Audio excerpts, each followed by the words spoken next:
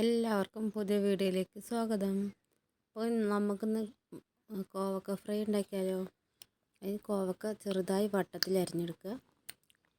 വെളുത്തുള്ളി ഒരു 5-6 അല്ലി വെളുത്തുള്ളി, ചുവന്നുള്ളി, കറിവേപ്പില.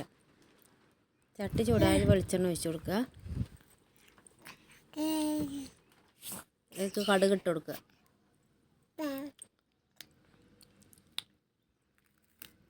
കറിവേപ്പില,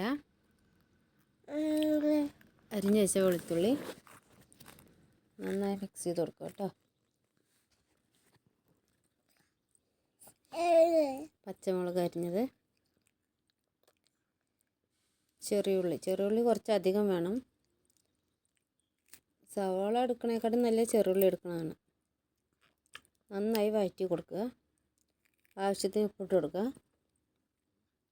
നമ്മുടെ അരിഞ്ഞ് വെച്ച കോവക്ക ഇട്ട് കൊടുക്കുക.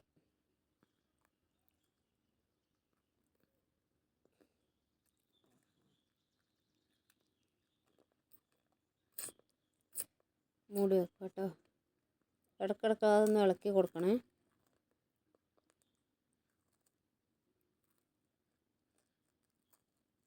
കുറച്ച് മഞ്ഞൾപ്പൊടി, 1 സ്പൂൺ മുളക് പൊടി, മല്ലിപ്പൊടി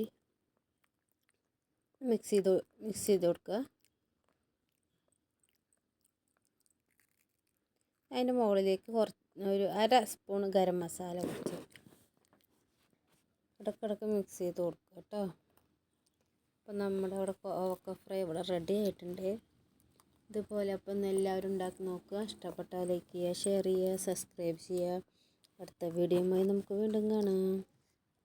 അപ്പോൾ ഇത് ഉണ്ടാക്കുമ്പോൾ എന്തായാലും തീ സിമ്മിലിട്ടിട്ട് വേണം ഉണ്ടാക്കാൻ, അല്ലെങ്കിൽ അത് ഇതുപോലെ ഫ്രൈ ആയി കിട്ടില്ല.